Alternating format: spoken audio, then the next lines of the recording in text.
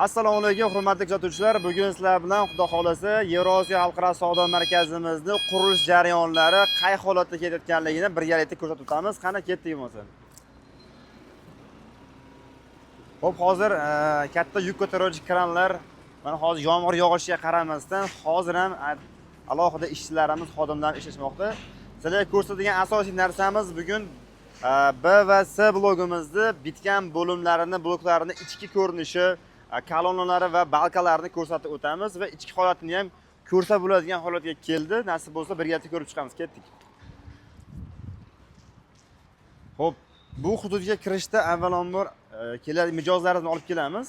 Faqat albatta kaska va o'ziga biriktirilgan xodim bilan kirish tavsiya etiladi va majbur hammani ham bu hududga kiritilavermaydi.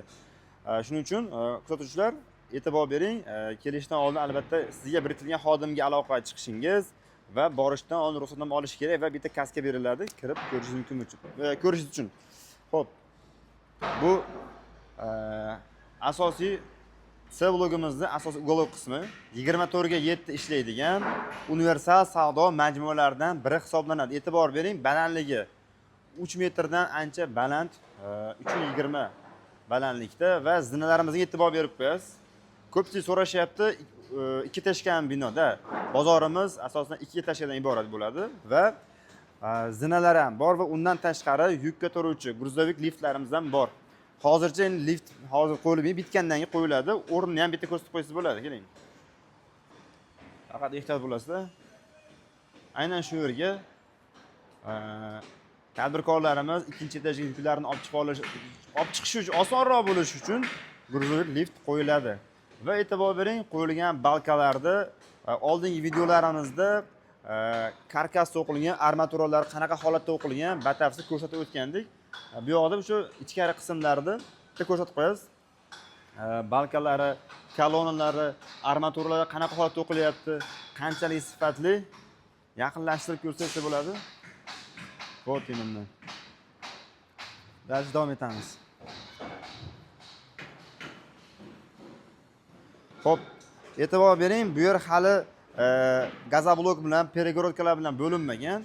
Albatta bu yerdan do'kon xarid qilgan mijozlarimizga o'ziga biriktirilgan 25 kvadrat, 40 kvadrat do'konlar albatta mijozlarimizga bo'lib, eshik deraza, akfa derazalar bilan bo'lib ajratib, kalitlari bilan topshiriladi.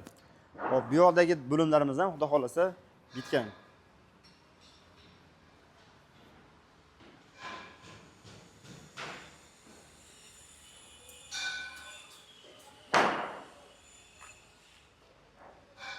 Xo'p. Bu C blogimizda ikkinchi bo'limdan hisoblanadi va ikkinchi etajdan ko'rishingiz mumkin. Ikkinchi etaj ham bitgan уже. Va xo'p, mana hurmatli kuzatuvchilar, biz hozir ikkinchi etajga ko'tarilyapmiz va aynan shu bo'limlarimiz oralarida qurilgan zinalardan chiqib ko'tarilmoqdamiz. Va bitta ko'rsatib qo'ying, aynan ushbu binolar bizning Yevrosiyo xalqaro savdo markazimizning C blogi va bu birinchi etaji. Balandligini ko'rib turibsiz. Qo'lim ko'rinyaptimi? Xo'p, endi ikkinchi etajga chiqamiz. Ikkinchi etajlarimiz. Hozirda ikkinchi etajlarimizga tom qismi apalobkalarimiz ko'tarib qo'yilgan. Nasib bo'lsa, kelasi haftadan bular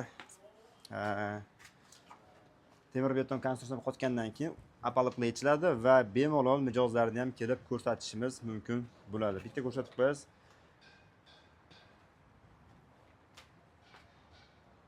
Вот, bu ikkinchi etaji. Bemalol katta hajmda do'kon olmoqchiman, balandroq bo'lsin, gilam do'kon qilmoqchiman deganlarga ham bemalol shu yerda foydalansa bo'laveradi. Ko'pchilik uy olgan, ko'p qavatli dom olgan mijozlarimiz ham kelib ko'rishyaptiki, quyma monolit orqali qilingan binolarni ham ko'rishib, solishtirib ko'rishganda armaturalari, ishlatilgan betonlari va kolonnalarini semizligi, aynan to'la va mustahkamligini ko'rib, bu ikki etajga emas, bemalol 10-12 etajga qilsa ham bo'ladigan holatda mustahkam qilib qurilibdi deb shaxsan mijozlarimiz o'zlari ham fikr bildirishmoqda. Bemalol bitta ko'rib tanishishingiz mumkin bo'ladi. Xo'p, bu qismda esa C blogimizning ichkaridagi bo'limlari, qurilish ishlari ketmoqda.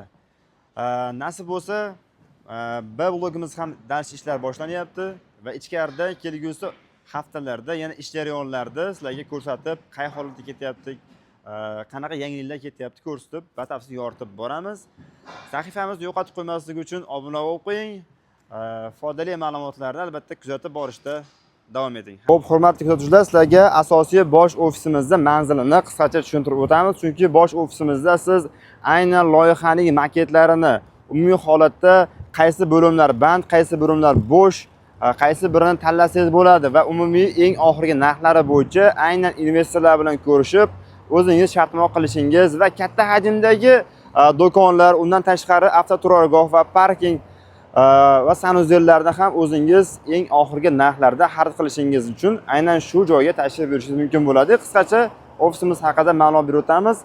Yormazordan kelganingizda Registon maktabining oldida asosiy chorraha bor. O'sha chorrahadan qaytganingizda eski melkamera keladi. Eski un zavod, don mahsulotlari ishlab chiqarish zavodini ro'parasidagi yangi qurilgan uголок shaklida qurilgan ko'p qavatli turar joy majmuasining birinchi etajida joylashgan asosiy sotuv ofisimiz.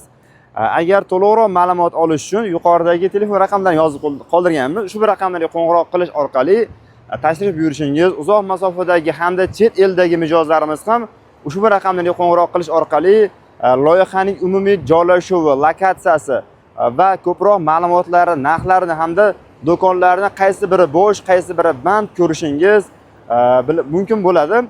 Toshkentdan va Vohadan keladigan mijozlarimizga esa ushbu raqamlar orqali lokatsiya tashlab beriladi. Kelib ko'rib, o'ziga yoqqan joy tanlab olishingiz mumkin bo'ladi.